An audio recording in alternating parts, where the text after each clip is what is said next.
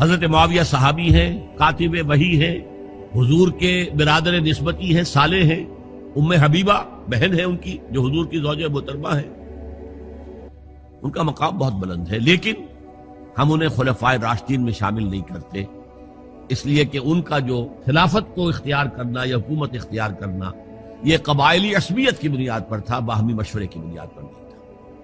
لیکن 20 سال تک ان کا دور حکومت ہے اور کوئی خونریزی نہیں، کوئی غارت گری نہیں، کوئی اختلاف نہیں، کوئی بغاوت نہیں، کوئی جھگڑا نہیں، مدبر اس درجے کے تھے۔ اب آئیے آخری سٹیج آئی، حضرت معاویہ کو مشورہ دیا گیا، مغیرہ ابن شعبہ ایک بزرگ صحابی تھے، کہ دیکھیے جناب امیر، مسلمانوں میں اختلاف ہوا، 4.5 سال 5 سال خانہ جنگی رہی، اب اگر پھر معاملہ آپ کے انتقال کے بعد ایسے ہی چھوٹ گیا تو اختلافات ہوں گے، جھگڑے ہوں گے، مختلف دعوے دار سامنے آئیں گے، جنگیں ہوں گی، پھر دوبارہ جو ہے فساد ہو جائے گا، آپ کسی کو نامزد کر دیجیے۔ اور پھر مشورہ دیا اپنے بیٹے یزید کو نامزد کر دیجیے۔ حضرت معاویہ ریلیکٹنٹ رہے، لیکن اس کے بعد انہوں نے مان لیا اور فیصلہ کر لیا۔ یہاں میں چاہتا ہوں کہ بات سمجھ لیں اچھی طرح، اس معاملے میں اگر آپ حضرت معاویہ کی نیت پر شک کریں گے تو مجھے آپ کے ایمان پر شک ہو جائے گا۔ نیت پر نہیں، غلطی ہو سکتی ہے، صحابی ہیں، نیت غلط نہیں تھی، نیت کیا تھی؟ اور میں سمجھتا ہوں 100% درست تھی کہ اب اتنا پانی گزر چکا ہے پل کے نیچے سے وقت کے دریا میں کہ بارے صحابہ سب رخصت ہو چکے، اب اکثریت 9 مسلموں کی ہے، عصبیتیں بھی ہیں، قبائلی عصبیتیں ختم تو نہیں ہوئی، لہذا جب تک کوئی قبائلی عصبیت پیچھے نہیں ہوگی حکومت کے، حکومت نہیں چل سکے گی۔ یہ ابن خلدون کا لفظ ہے، عصبیت، کوئی چیز جو جوڑے آپ کو۔ تو دینی عصبیت اب کمزور پڑ گئی ہے، اس لیے کہ حضور نے جن کو تربیت دی تھی وہ اب گئے، اکثر و بیشتر گئے۔ اب اگر ایسے ہی چھوڑ دیا گیا اور کوئی قبائلی عصبیت پشت پر نہ آئی تو پھر خانہ جنگی ہوگی، 5 سال تک ہوئی۔ اس بنا پر انہوں نے اسے صحیح سمجھا۔ آپ اختلاف کر سکتے ہیں، صحابہ کی رائے سے اختلاف ہو سکتا ہے، لیکن آپ ان کی نیت پر شک نہیں کر سکتے۔ بہرحال واقعہ کیا ہے تاریخی اعتبار سے کہ یہ 10ویں سال میں نامزد کر دیا یزید کو اپنے بعد خلیفہ کے لیے، ولی عہد۔ اس وقت تقریباً سب نے بات مان لی سوائے 5 افراد کے۔ وہ 5 افراد بہت اہم تھے، بہت اہم۔ ابو بکر اہم ترین آدمی تھے، ان کے بیٹے عبد الرحمن ابن ابو بکر۔ عمر نمبر 2 تھے، عبداللہ ابن عمر۔ زبیر عبداللہ ابن زبیر۔ عباس عبداللہ ابن عباس، اور حسین ابن علی۔ حضرت حسن کا انتقال ہو گیا تھا۔ اہل تشیع کا کہنا یہ کہ زہر دیا گیا، واللہ عالم، میں کچھ نہیں کہہ سکتا، میں کوئی تاریخ کا محقق اس معنی میں نہیں، میں موٹی موٹی باتیں جانتا ہوں۔ بہرحال انتقال ہو گیا تھا، 5 آدمیوں نے نہیں مانا، لیکن دیکھیے یہ تھی تدبر کی بات حضرت امیر معاویہ کی۔ کوئی دباؤ نہیں ڈالا، کوئی جبر نہیں کیا، کوئی کسی کو نقصان نہیں پہنچایا کہ نہیں مان رہے تو یہ کر دیں، نہیں۔ دیکھیں گے جب وقت آئے گا۔ جب وقت آیا حضرت معاویہ کے انتقال کے بعد، اب ایک صاحب جا چکے تھے، حضرت عبد الرحمن ابن ابی بکر فوت ہو چکے، اب 4 رہ گئے، 3 عبادلہ، عبداللہ ابن عمر، عبداللہ ابن عباس، عبداللہ ابن زبیر، ایک حسین ابن علی رضی اللہ تعالی عنہم اجمعین۔ جب بیعت ہو گئی یزید کی تو اب ان کے درمیان اختلاف ہوا۔ یہ بات اچھی طرح سمجھ لیجئے، تاریخی حقائق، موٹے حقائق کو چھوڑ کر باریکیوں میں جب پڑھتے ہیں تو معاملہ غلط ہو جاتا ہے، موٹے حقائق کو سمجھیں۔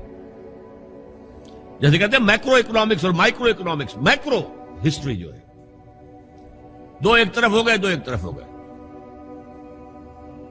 عبداللہ ابن عباس کی رائے ہوئی کہ اگرچہ یہ غلط کام ہوا ہے, یہ قیصر و کسریٰ کی سنت پر عمل ہو رہا ہے, لیکن یہ ایسی بڑی بات نہیں ہے کہ خوریزی شروع کر دی جائے اور امن و امان ختم ہو جائے.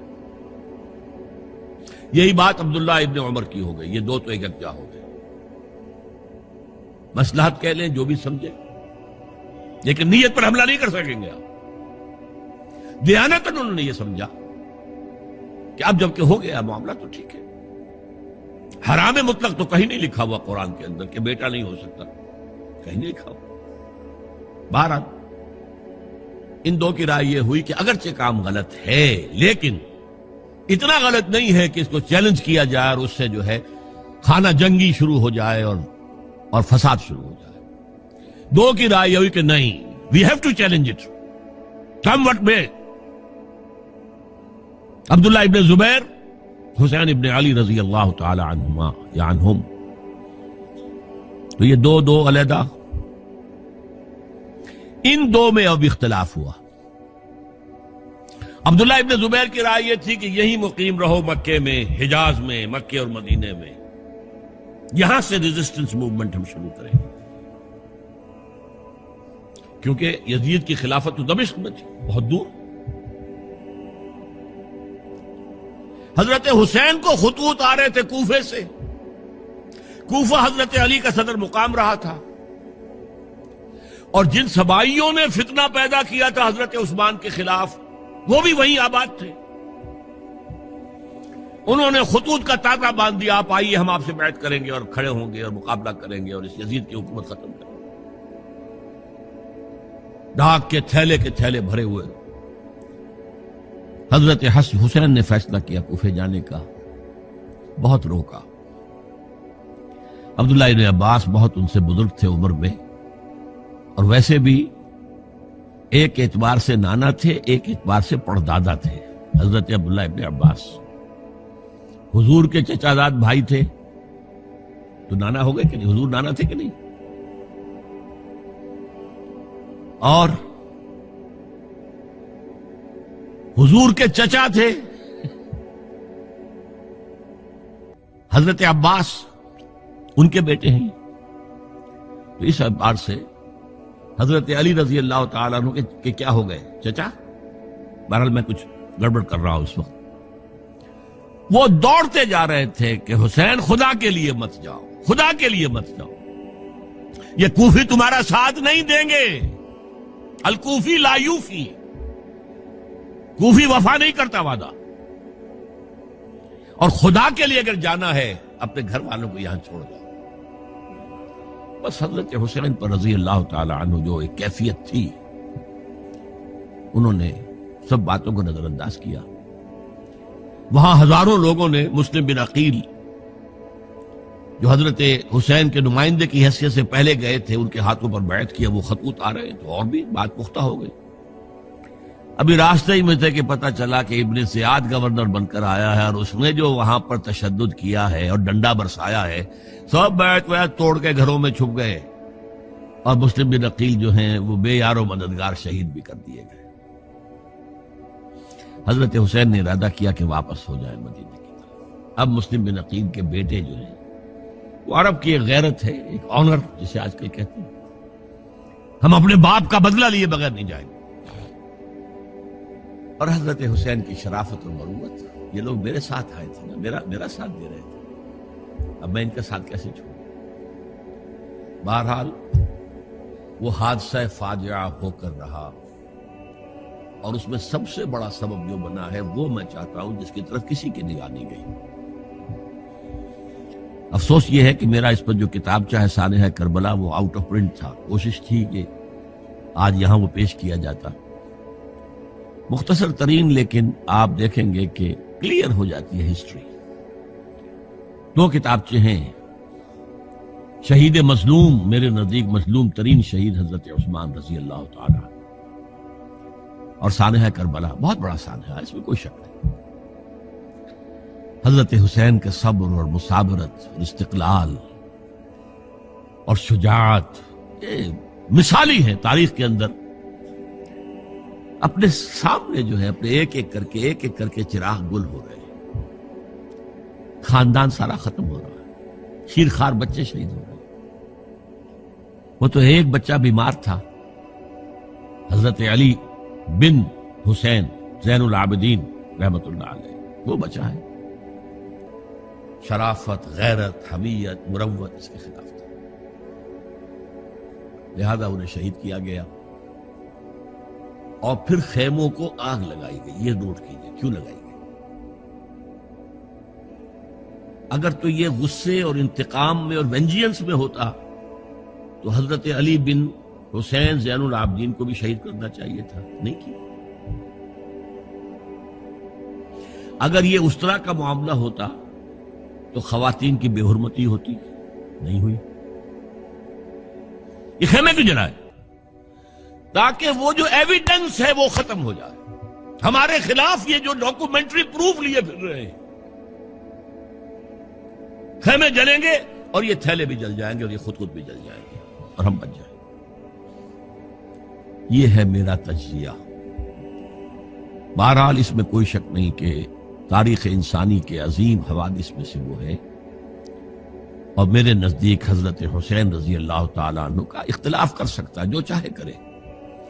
حضرت حسین سے اختلاف کرے اور اتفاق کرے حضرت عبداللہ ابن عمر، عبداللہ ابن عباس کے ساتھ، تب بھی ٹھیک ہے. اور اگر حضرت عبداللہ ابن عباس اور عبداللہ ابن عمر سے اتفاق کرے اور حضرت حسین ان سے اختلاف کرے، تب بھی شک ہے. معصوم کوئی نہیں ہے. ہمارے نزدیک معصومیت خاصہ نبوت ہے. نبوت ختم ہوئی حضور پر، معصومیت ختم ہوئی. غلطی ہر ایک سے ہو سکتی ہے اور آپ رائے رکھ سکتے ہیں، لیکن کسی صحابی کی نیت پر حملہ نہیں کریں گے. صحابی کی نیت پر حملے کا مطلب کیا ہے کہ محمد صلی اللہ علیہ وسلم تزکیہ نفس نہیں کر پائے. یہ ریفلیکٹ کرے گی حضور کی اس پوری کی پوری جد و جہد پر کہ شخصیت سازی نہیں کر پائے محمد صلی اللہ علیہ وسلم. نہیں، معاذ اللہ ثم معاذ اللہ ثم معاذ اللہ. بہرحال یہ ہے تاریخ کے اعتبار سے ہمارے ہاں جو عظیم ترین ذی الحج کے مہینے میں حضرت عثمان شہید ہوئے تھے. 28 ذی الحج کو حضرت عمر پر حملہ ہوا تھا. 1 محرم کو ان کی شہادت ہوئی تھی. 10 محرم کو یہ سانحہ کربلا پیش آیا تھا. یہ ہماری اس ابتدائی تاریخ کے اہم لینڈ مارکس ہیں جنہیں ہم شہادت کے نام سے جانتے ہیں. لیکن میں اب پھر دوبارہ کہوں گا یہ اللہ کی راہ میں قتل ہوئے. وَلَا تَقُولُوا لِمَنْ يُقْتَلُ فِي سَبِيلِ اللَّهِ أَمْوَاتٌ بَلْ أَحْيَاءٌ وَلَكِنْ لَا تَشْعُرُونَ وَلَا تَحْسَبَنَّ الَّذِينَ قُتِلُوا فِي سَبِيلِ اللَّهِ أَمْوَاتًا بَلْ أَحْيَاءٌ عِندَ رَبِّهِمْ يُرْزَقُونَ. لیکن وہ شہادت علی الناس کی ذمہ داری جو مجھ پر اور آپ پر ہے. حضرت حسین کو یاد کر لیں، حضرت عثمان کو یاد کر لیں، ان کے لیے کوئی رنج اور غم کا اظہار کر لیں، اس سے کچھ حاصل نہیں ہے. حاصل تو یہ ہے کہ شہادت علی الناس کی تیاری کیجیے. اپنی ذاتی زندگی میں آج سے گواہی دیجیے اللہ کے بندے ہونے کی، اپنے عمل میں، اپنے قول میں، اور کوشش کیجیے کہ مل جل کر اس ملک کے اندر وہ نظام برپا کرے کہ جو شہادت علی الناس دین حق کے ایک کامل نمونے کے طور پر دنیا پر حجت قائم کر دے کہ دیکھ لو اپنی آنکھوں سے یہ ہے وہ دین حق جو محمد لے کر آئے تھے. اللہ تعالیٰ مجھے اور آپ کو اس کی توفیق عطا فرمائے. باقی یہ کہ یہ کیسے ہوگا اس پر تو میری کتابیں پہلے بھی تقاریر میں کر چکا ہوں. وہ منہج انقلاب نبوی وغیرہ وہ ہے، ان کا مطالعہ کیجیے.